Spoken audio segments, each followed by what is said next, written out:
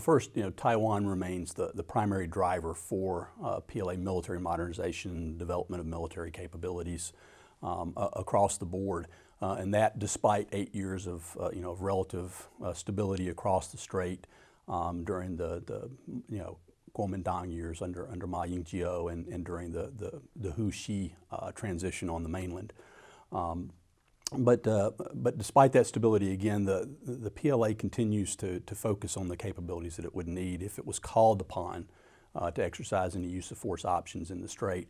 The capability that's most often mentioned as a potential shortfall if they were required to do a high-end operation that required seizure and occupation of the island is amphibious lift and amphibious operations. Amphibious operations are highly risky operations to begin with. The PLA has limited capacity in terms of the amphibious lift, and of course the amphibious formations that they would have would be extremely vulnerable to attack by submarine. And despite the advances that the PLA has made in air and maritime defenses, these vulnerabilities would still be pretty stark.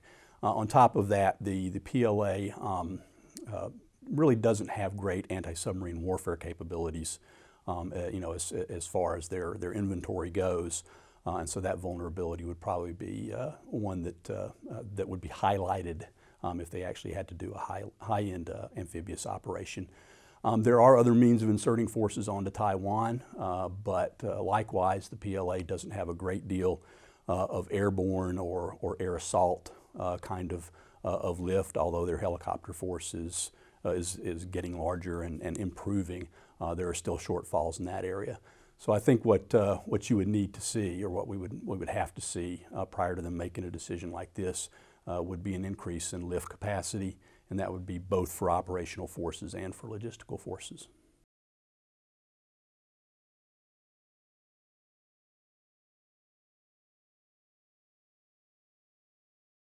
Well, there have been quite a few changes since over the last 2 decades, since the 95-96 crisis, in a lot of different areas. First, I would say that the 95-96 crisis itself forced China's leadership to confront the fact that there was little to nothing that they could do to stop the U.S. from coming to Taiwan's assistance with U.S. forces, particularly with carrier strike groups. And then following that in the late 90s, there were a series of events, and I guess I would highlight the 1992 accidental bombing of the Belgrade embassy as being the most important among those events, that really highlighted for Chinese military leaders and strategists that they were dealing with sort of a new way of war. And they looked at U.S. operations in the 90s, and they assessed kind of an American way of war, which was defined by battlefield dominance through precision strike, precision targeting kind of capabilities, supported by highly networked command and control, reconnaissance and surveillance capabilities. So this really reinforced for China's leaders the need to bring the PLA kind of into a new era, and to build capabilities and to focus on programs that would allow them to deter, delay, or deny an advanced enemy from entering the theater of operations in Asia in a contingency that involved Chinese forces and Chinese interests. So these capabilities, these programs have yielded a lot of weapon systems that have given the PLA capabilities that they did not have, obviously, in the mid-90s. Foremost among these really are the anti-ship and other precision ballistic missiles, longer-range air defenses, which are both land-based and sea-based, longer-range surface, subsurface, and air-launched cruise missiles, some of which have anti-ship roles, some of which have land attack roles, multiple launch rocket artillery systems that are very long-range and have course-correcting rockets, which could be put into use in a cross-strait scenario. And then I would also stress, I think, the sort of the advanced air-to-air and air-to-surface systems that they have now that they didn't before. And I think just as importantly, China's leaders realized at that time that it was going to take more than just weapon systems to bring their force sort of into the new era. So in the early 2000s, Jiang Zemin gave party guidelines or party guidance to the PLA requiring them to focus on winning local wars under what he called informatized conditions.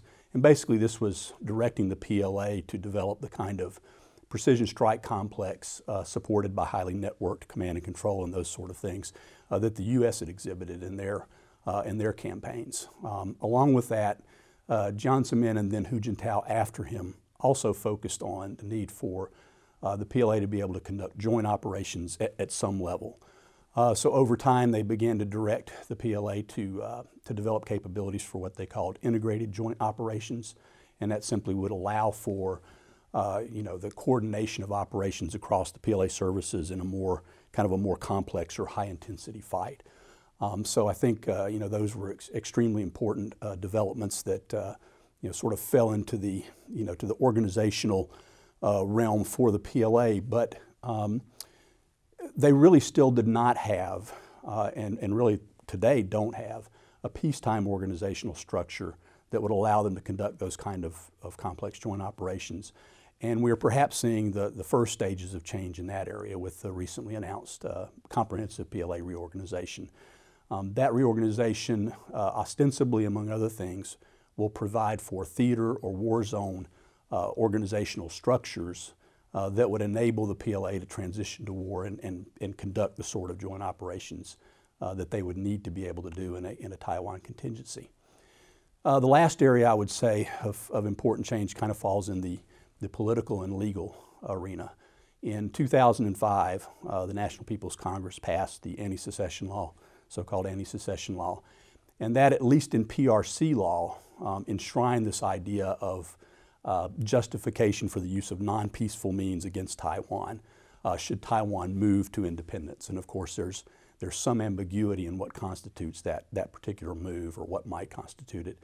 The second was in 2010 when and probably a little less visible but no less important, the National People's Congress passed the National Defense Mobilization Law.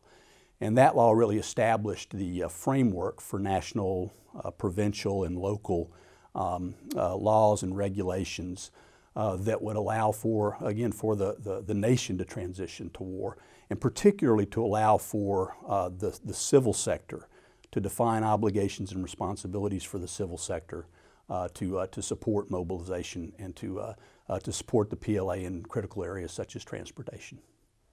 So I think the cumulative effect of sort of, reorganization, joint training, new weapon systems, and some of these political and legal maneuverings is really quite a significant impact.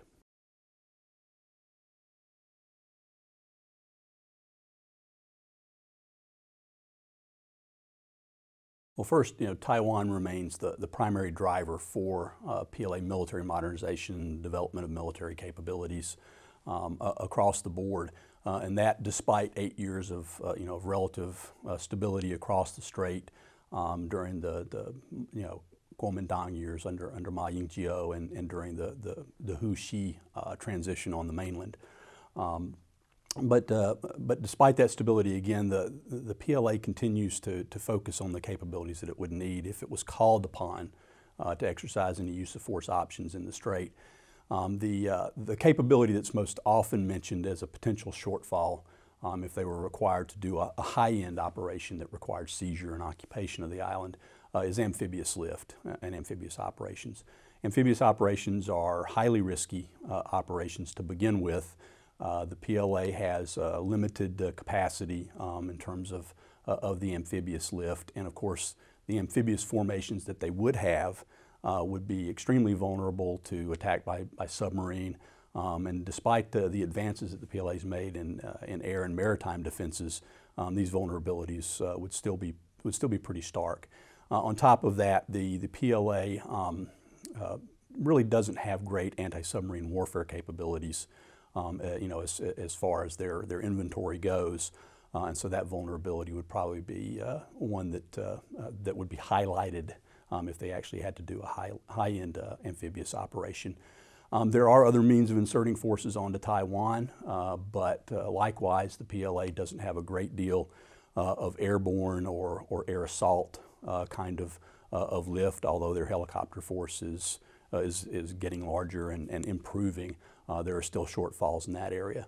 So I think what you would need to see, or what we would have to see prior to them making a decision like this, would be an increase in lift capacity, and that would be both for operational forces and for logistical forces.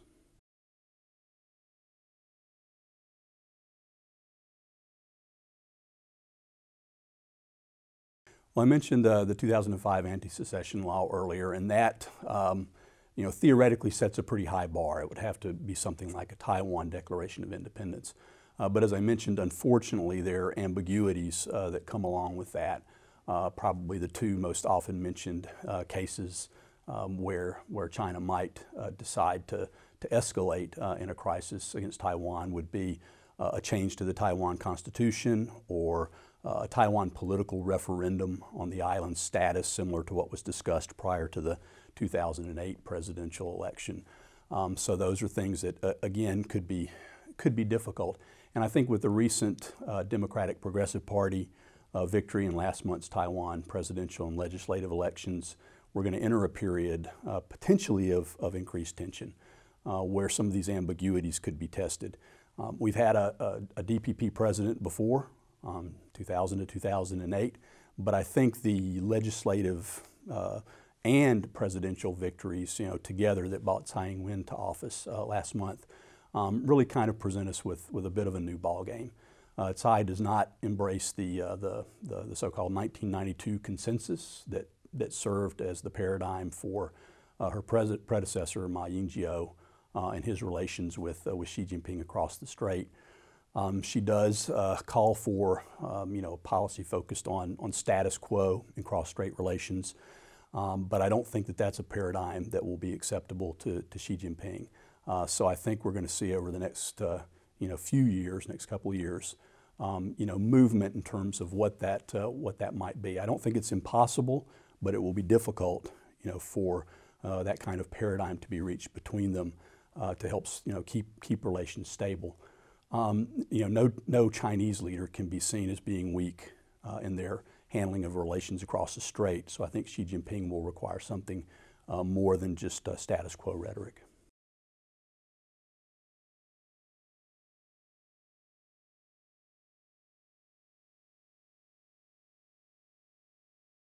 I think the capability that gets the most press, where the most ink is spilled, is probably Taiwan's desire to have a diesel submarine program, and to acquire or develop indigenously submarines to improve the undersea warfare capabilities there, which, again, as I pointed out earlier, would be potentially a weakness of the PLA if they were to conduct amphibious operations. I believe that probably we're at a point where indigenous production of a submarine is perhaps likely, but that won't yield the capability for at least another decade, and there are some significant concerns about the cost of the program. I think that it's probably very wise to look at the undersea domain and see what can be done there, but there are some other options as well. It shouldn't be a zero-sum game. Taiwan needs to look at things like unmanned undersea vessels that might be able to conduct surveillance and other types of activities for them. The second area that also gets a lot of attention is upgrades to Taiwan's Air Force, particularly the fighter force. And I think it's a similar situation there. Upgrades are needed.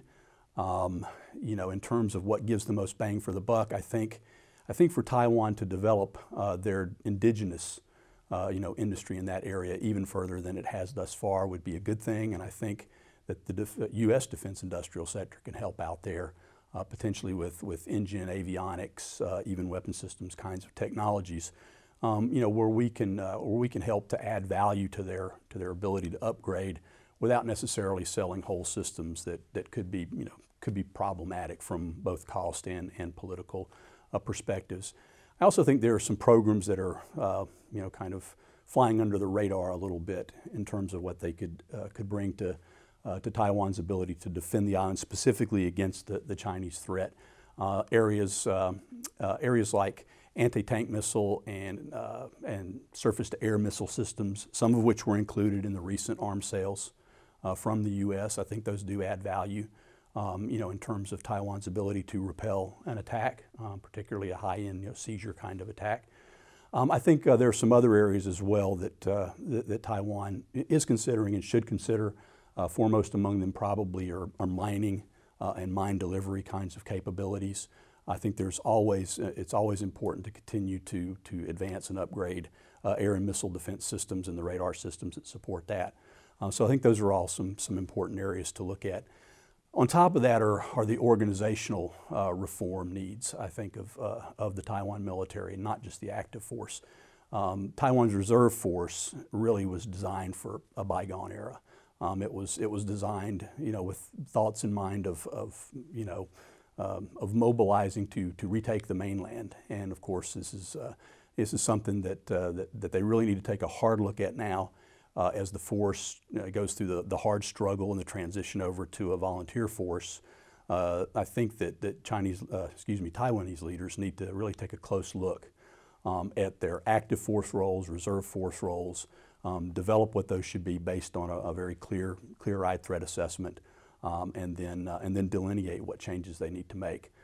So I think over the next few months, actually, I think as the DPP takes over the reins of power in Taiwan in May, we'll see new national military or national defense strategies and national defense industrial strategies that the DPP will put out. And I think for those of us who are interested in the defense of Taiwan and in the cross-strait balance of power, I think that it'll be very telling when those documents come out in terms of what direction we may see some changes.